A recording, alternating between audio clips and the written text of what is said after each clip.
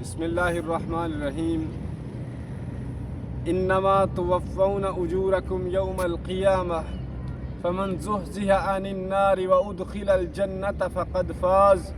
وما الحیاة الدنیا الا متاع الغرور۔ میرے بھائیوں، ہم صبح سے لے کے شام تک، ہفتے کے آغاز سے لے کے اس کے انجام تک، اور مہینے کے آغاز سے لے کے اس کے اختتام تک ایک امید پہ کام کرتے ہیں، محنت کرتے ہیں، اپنی جو بھی ہم میں اسٹرینتھ ہے وہ استعمال کرتے ہیں، چونکہ ہمیں بدلے کی امید ہوتی ہے کہ میں محنت کر رہا ہوں، میں نے ابھی سورج کی کرنوں سے شروع کیا ہے کام، تو اس کے ڈھلنے تک مجھے میرا بدلہ پورا دیا جائے گا، یا پھر میں نے ابھی کام ہفتے کے آغاز سے شروع کیا ہے تو اس کے انجام ہونے تک مجھے میرا جو پورے ہفتے کا خرچہ دے دیا جائے گا، یا مہینہ شروع ہونے سے لے کے اس کے اختتام تک مجھے میری تنخواہ مل جائے گی۔ تو ہم نے کیوں کبھی یہ نہیں سوچا کہ ہماری زندگی جو کان میں ہونے والی اذان سے شروع ہوئی اور پھر ایک ایسی نماز پہ ختم ہو جائے گی جو ہم خود نہیں پڑھ سکیں گے، تو جب ہمیں اس بات کا یقین ہے، یا تو اس بات کا کوئی منکر اٹھے نا، نہیں بھائی یہ میرا اس سے کوئی تعلق نہیں ہے، نہ میرے کان میں اذان ہوئی تھی، نہ ہی میرا یہ جو مجھے اس کا کوئی امید ہے، نہ ہی میں یہ میری خواہش ہے کہ مجھے سامنے رکھ کے نماز جنازہ پڑھی جائے، تو وہ بندہ اس کے انجام و اختتام سے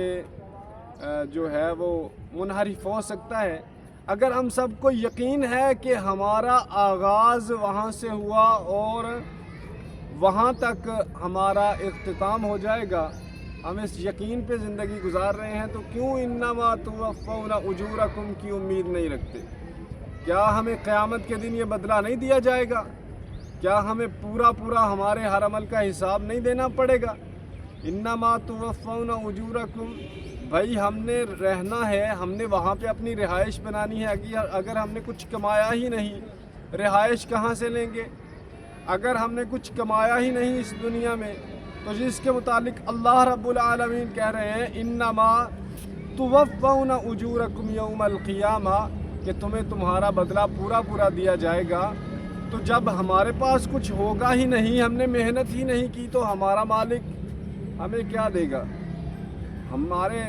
جو عیش و آرام کا بندوبست کیسے ہوگا؟ انما توفون اجورکم یوم القیامہ، اللہ فرماتے ہیں تمہیں تمہارا بدلہ پورا دیا جائے گا۔ کب؟ روز قیامت۔ اور روز قیامت جس کے پاس اس کے محنت کے ثبوت نہیں ہوں گے تو وہ اپنا بدلہ کیا لے گا؟ وہ تو پھر اللہ رب العالمین کہیں گے اسے سائڈ پہ کر دو، وَامْتَازُوا الْيَوْمَ أَيُّهَا الْمُجْرِمُونَ، مجرموں علیحدہ ہو جاؤ۔ تو یہ بات بڑا ہی لمحہ فکریہ ہے، یہ صرف قرآن کی بات نہیں ہے، قرآن ہماری زندگی کے لیے تمام تر جو ہے وہ رہنمائی دیتا ہے کہ ہم نے جینا کیسے ہے، مرنا کیسے ہے، اور مرنے کے بعد ہم نے اپنے لیے انتظام کیسے کرنا ہے۔ تو انما توفون اجورکم یوم القیامہ، تمہیں تمہارا بدلہ پورا دیا جائے گا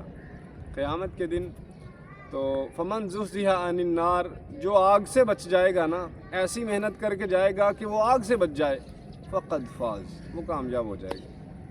وما الحیاۃ الدنیا الا متاع الغرور، اور اگر تم یہ سمجھتے ہو کہ تم صبح سے لے کے شام تک،